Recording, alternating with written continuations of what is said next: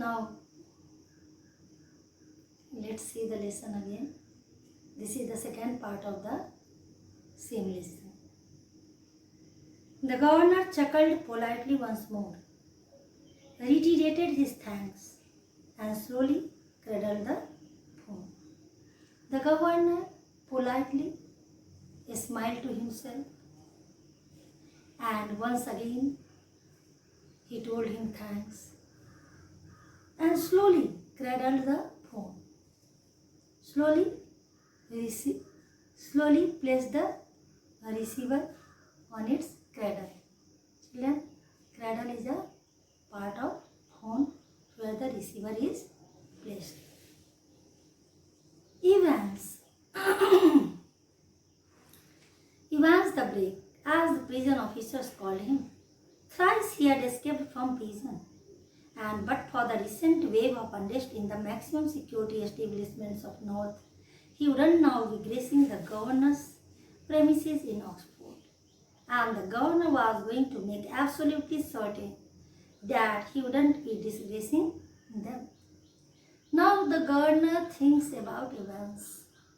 He says to himself, Evans. He was famous as Evans the Brave in the prison. The prison officers called him Evans the Brave because 3 times he had already escaped from the prison. And now, due to some unrest in the maximum security agencies of the northern part of country, he was shifted to HM Prison, Oxford. And he couldn't escape again from that prison. So the governor, the highest authority of that prison, was seeing everything himself.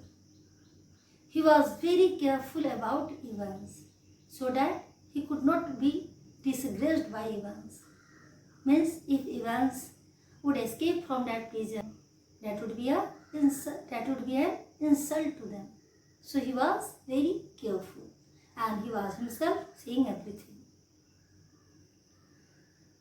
Not that Evans was a real burden, just a persistent nagging presence. Although Evans was not harmful, not violent, he didn't create any violence in the prison, he didn't torture any other prisoner or authority, but his presence in the prison was a continuous nagging, was a continuous problem. Why? Because he always escapes from the prison. That was the main problem.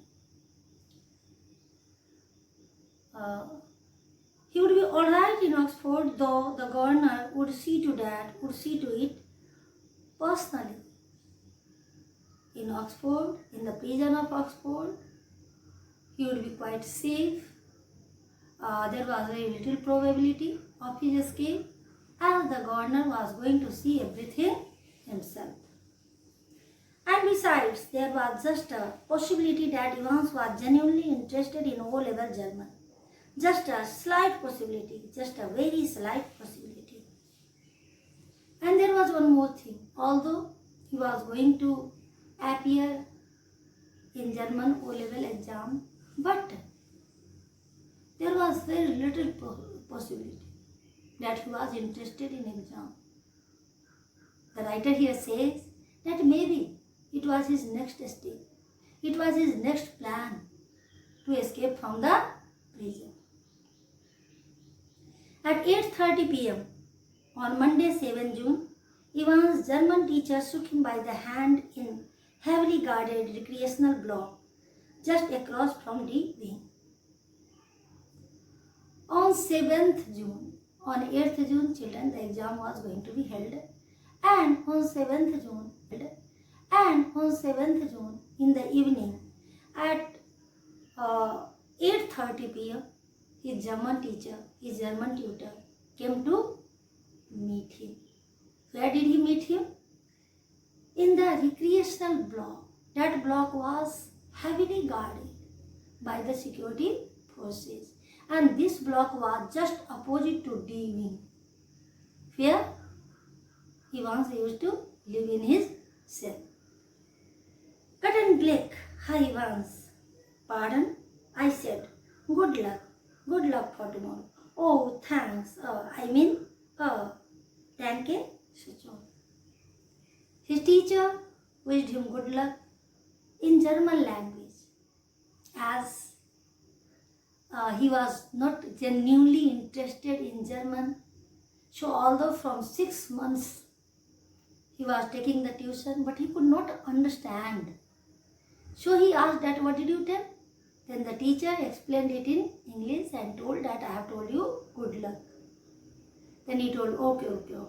And he also responded in German language. He told him thank you very much. You haven't a cat in hell's chance of getting through, of course, but I may surprise everybody, said Evans. The teacher knew him well because he was giving him tuition for 6 months. So he told that I don't think you have any chance to get through. Get through means to pass the exam. But what did he tell? What did Evans tell? Evans told that I may surprise everyone. Children, I may surprise everyone has here double meaning. Means maybe he wanted to say that everyone thinks that I will not pass, but by passing the exam I will surprise everyone. And maybe he wanted to say that I will escape from the prison, and this way I will surprise everyone. At 8:30 the following morning, Evans had a visitor. 2 visitors, in fact. He tucked his grubby string vest into his equally grubby trousers and stood up from his bunk, smiling cheerfully. Morning, Mr. Jackson. This is indeed an honor. Jackson was the senior prison officer on duty, and he and Evans had already become warm enemies. At Jackson's side stood Officer Stephens, a burly, surly-looking man, only recently recruited to the profession. Jackson nodded curtly. And how's our little Einstein this morning then? Wasn't mathematician, Mr. Jackson? I think he was Jew, Mr. Jackson. Next morning, means in the morning of exam, means on 8th June, at 8:30 a.m., 2 visitors came to Evans. Evans, in their honor, stood up from his bunk. Bunk means his narrow bed in the cell. Evans had put on a dirty vest and dirty trouser. He had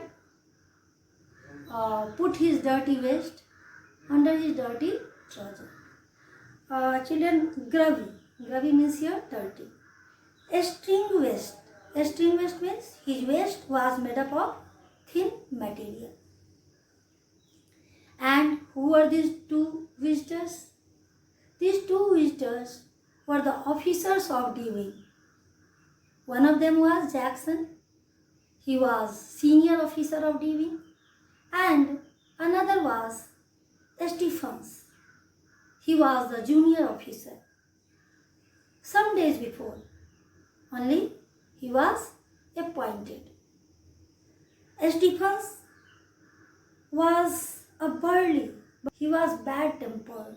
He was short-tempered. Evans told Jackson that it was honor for him that the 2 officers had visited him. When the officers visit a prisoner, it was really a matter of honor. So he told that it was a great honor for him. As Jackson was his officer and Evans was prisoner, so there was enmity between them. The both had become enemies of each other, and it was natural. Jackson nodded curtly. When Evans told that it was honor for him, then Jackson nodded curtly.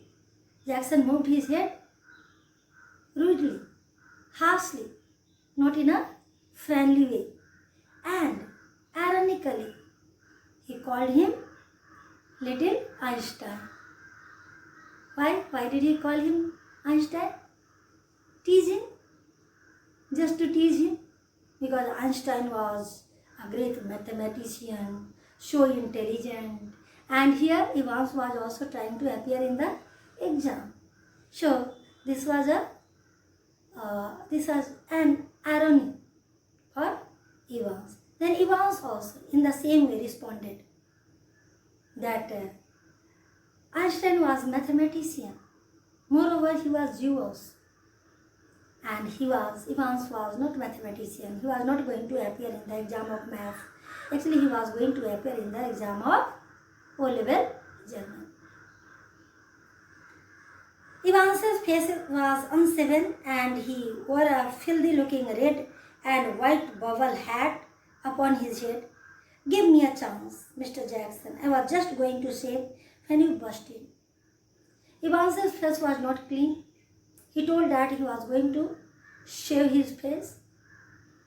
Just they had come, he was going to shave his face.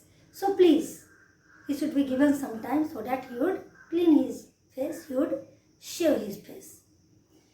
Which reminds me, Jackson turned his eyes on Stephens. Make sure you take his razor out of the shelf when he has finished scraping that ugly mug of his. Clear? One of these days he'll do us all a favor and cut his bloody throat. Then Jackson told, okay. I remember one thing. He looked at Stephens, who was his junior officer, and ordered him and told him that if Evans finishes his shaving, then kindly remove his razor. Why? Because someday he may create a favor for us. Children, favor word. Again he used ironically. He'll create a favor for us. He'll do a favor for us means he'll create a trouble for us. He will commit suicide. He will cut his throat. And this way, we will have problem. So, you must remove his razor after his shaving. For a few seconds, Evans looked thoughtfully at the man standing ramrod straight in front of him. A string of Second World War medals proudly paraded over his left breast pocket. Mr. Jackson, was it you who took my nail scissors away? Evans had always worried about his hands, and your nail file too. Look, for a moment Evans's eyes smoldered dangerously, but Jackson was ready for him. Orders of the governor, Evans. He leaned forward and leered, his voice dropping a harsh, contemptuous whisper. You want to complain? Evans shrugged his shoulders lightly. The crisis was over. For a few seconds, Evans didn't speak anything. Evans only looked at Jackson. Now, the description of Jackson. On his left side pocket, so many medals were displayed which he had won during the Second World War. And Jackson was stand perfectly straight. A ramrod straight means perfectly straight. Ramrod is a kind of rod. Like that rod he was perfectly standing. Perfectly standing means he was standing quite straight. Then after looking at Jackson for some time, Evans told, it means it was you who have removed my nail scissors. Then Jackson again looking at him contemptuously, hatefully told, not only nail scissors, I have removed your nail files also. Evans started smoldering, started burning. His face became red with anger. And Jackson was ready for his anger. Jackson knew that he would react this way. Jackson looked at him and told, that I have not done it myself. It was order of governor. When he told it was order of governor, then the crisis was over. Crisis was over means the problematic situation between Evans and Jackson was over. You've got half an hour to smarten yourself up, Evans, and take that bloody hat off. Then Jackson told Evans, you are given half an hour. You can use this half an hour to shave your face, to clean your face, to make yourself smart, to make yourself presentable. And please remove your filthy hat. Evans had also put on one filthy red and white colored bubble hat. Jackson told that you please remove this filthy hat. Me? That? Ha! Evans put his right hand lovingly on top of the filthy woolen and smiled sadly. Do you know, Mr. Jackson, it's the only thing that's ever brought me any sort of luck in life. Kindly, oh lucky charm, if you know what I mean. And today I thought, well, with the exam and all that. Then Evans requested him, oh, Mr. Jackson, this hat is only lucky thing for me in my life. And as it was his exam that day, so he requested him to allow him to put on that hat, which was so lucky for him. Buried somewhere in Jackson was a tiny core of compassion, and Evans knew it. In Jackson's heart, there was some compassion, some sympathy for Evans, and Evans already knew it. So Evans wanted to take advantage of Jackson's that sympathy. That's why he requested him to allow him to put on that hat. Just this once, then, Shirley Temple. If there was one thing that Jackson genuinely loved about Evans, it was his long wavy hair and get saving. Then Jackson told, okay Evans, just this thing only he was going to allow. Just this hat he was going to allow. Actually, Jackson didn't like his curly long hair. He loathed means he hated this curly long hair, and that's why he also allowed him to put on that hat. At 8:45 the same morning, the Reverend Stuart McLeary left his bachelor flat in Broad Street and stepped out briskly towards Carfax. Now it was 8:45. The Invigilator, the Reverend McLeary, one of the parsons from church, started from his flat. Where was his flat? His flat was in the Broad Street. From his flat, he started towards Carfax. What is Carfax? Carfax is the main place of the town, center place of the city. So he started for Carfax. In Carfax, 4 streets meet, 4 roads meet. The weatherman reported temperatures considerably below the normal for early June, and a long black overcoat and a shallow crowned clerical hat provided welcome protection from the steady drizzle which had set in half an hour earlier and which now spattered the thick lenses of his spectacles. The weather reporter had forecast that in early June the temperature will be below normal. The drizzling had already started. So, for his protection, McLeary had put on a black colored overcoat and one clerical hat. As the drizzling had already started, so the raindrops had started splashing, spattering on the lenses of his spectacles. In his right hand, he was carrying a small brown suitcase which contained all that he would need for his morning duties, including a sealed question paper envelope, a yellow invigilation form, a special authentication card from the examinations board, a paper knife, a Bible. He was to speak to the Women's Guild that afternoon on the Book of Ruth, and a current copy of the Church Times. In his right hand, he was carrying a suitcase which was of brown color. And in that suitcase, he had contained all the materials which needed that day for the examination purpose. Like in that suitcase, there was one sealed envelope of question papers. There was one yellow. There was one yellow invigilation form.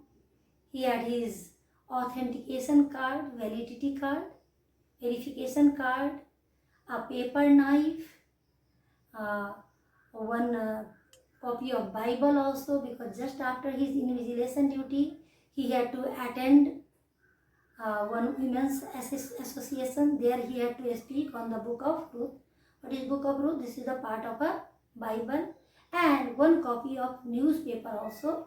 The name of newspaper was the Church Times. So these things his suitcase contained. So in his right hand, he was carrying this suitcase. The 2-hour examination was scheduled to start at 9:15 a.m. What was the time of examination? 9:15 a.m. At 9:15 a.m.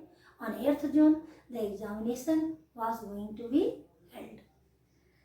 Evans was lathering his face vigorously when Stephens brought in 2 small square tables and set them opposite each other in the narrow space between the bunk on the one side and on the other a distempered stone wall. Next, Stephens brought in 2 hard chairs, the slightly less battered, of which he placed in front of the table, which stood near the cell door. Now Evans had already started shaving his face. He had started lathering. Lather means to apply shaving cream on his face.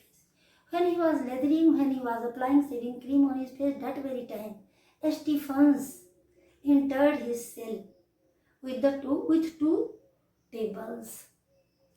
He placed the both tables just opposite to each other, between the narrow bed of Evans and the wall, distempered wall, the colored wall, painted wall. And after some time, he brought 2 chairs also. One of them was slightly damaged, and he put that chair just in front of the table near the cell door. Jackson put in a brief final appearance. Behave yourself, lady. Lady, a young boy, young person. Jackson gave his final appearance. Jackson finally, lastly, came to him and he told Evans, behave yourself. You don't try to create any mischief, any trouble. Evans turned and nodded. Evans, like an obedient student, nodded his head, moved his head. Yes. Yes, you wanted to say yes, you do it. And these, Jackson pointed to the pinners off. Evans turned and nodded again. I was going to take them down away. A mister, isn't he? The chap coming to sit in, I mean. And how did you know that? Asked Jackson quietly. Well, I had to sign some forms, didn't I? And I couldn't help. After that, Jackson looked at the posters which were pasted, which were attached to the wall. So Jackson told, why have you attached these posters, fastened these posters? Please remove them. Again, Evans, like an obedient child, told that, okay, he'll remove. Then Evans asked Jackson that the man who was going to invigilate, was he a clergyman? Was he a minister? Minister means clergyman, man from church. Jackson was so surprised. Jackson asked, how did you know? And he was told that he had given me some forms to sign. So, signing the forms, I got the clue, I got the hint, and I knew that the man who was going to invigilate was a man from church. So children, that's all.